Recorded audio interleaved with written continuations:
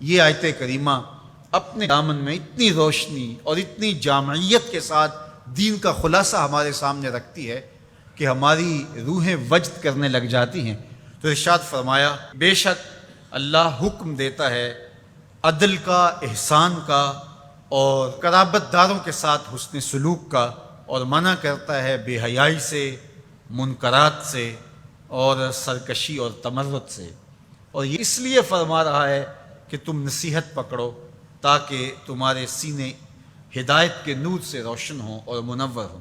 حضرت حسن بصری رضی اللہ تعالی عنہ فرماتے ہیں کہ اس آیت کریمہ میں اللہ نے کسی بھی امر خیر کو چھوڑا نہیں ہے، ساری خیر اس کا خلاصہ بطور حکم ہمیں ارشاد فرما دیا، اور پھر فرمایا کہ اللہ تعالیٰ جل شانہ نے کسی برائی کو نہیں چھوڑا جس سے ہمیں منع نہ کر دیا ہو۔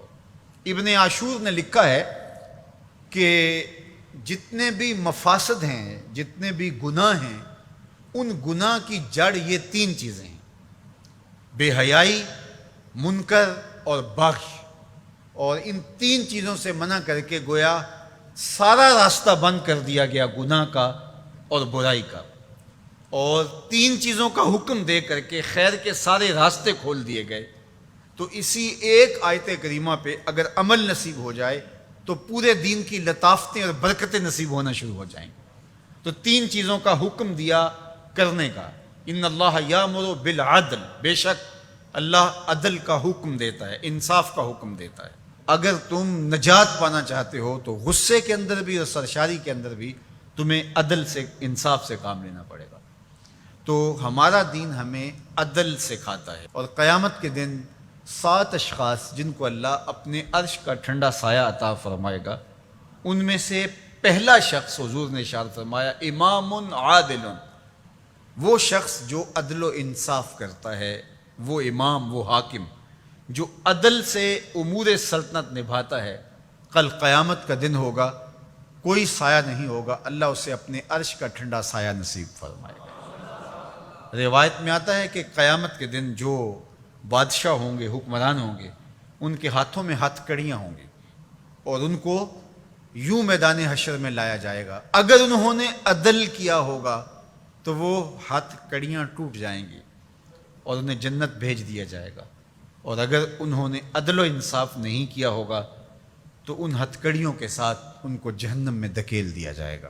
ہمیں عدل کرنے کی تلقین کی گئی۔ ملکوں کے اندر طمانینت، سکون اور قرار عدل کے ذریعے سے آتا ہے۔ ایک عربی کا مقولہ ہے، الملک یدوم بالکفر ولا یدوم بالظلم۔ ملک کفر کے ساتھ تو قائم رہ سکتے ہیں لیکن ظلم کے ساتھ قائم نہیں رہ سکتے۔ علماء نے عدل کے حوالے سے یہ بات بھی لکھی ہے کہ اس کا مطلب اللہ نے ہمارے اوپر جو بھی فریضہ عائد کیا ہے اس کو پورا کرنا یہ عدل کہلاتا ہے۔ لوگوں کی امانات کو ادا کرنا یہ عدل کہلاتا ہے۔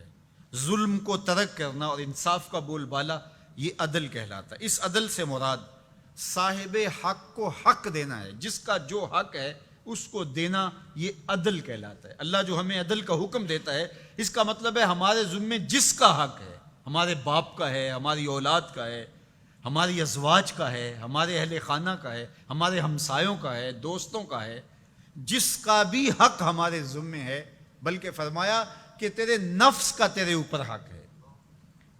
حدیث طویل ہے کہ حضور علیہ الصلوۃ والسلام نے فرمایا ان لربک علیک حقا، تیرے رب کا تیرے اوپر حق ہے، ولنفسک علیک حقا، اور تیرے نفس کا تیرے اوپر حق ہے، ولأہلک علیک حقا، اور تیرے اہل کا تیرے اوپر حق ہے، اور ایک حدیث کے لفظ ہیں ولزوجک علیک حقا، اور تیری بیوی کا تیرے اوپر حق ہے، فآت کل ذی حق حقا، ہر صاحب حق کو تو نے حق ادا کرنا ہوگا۔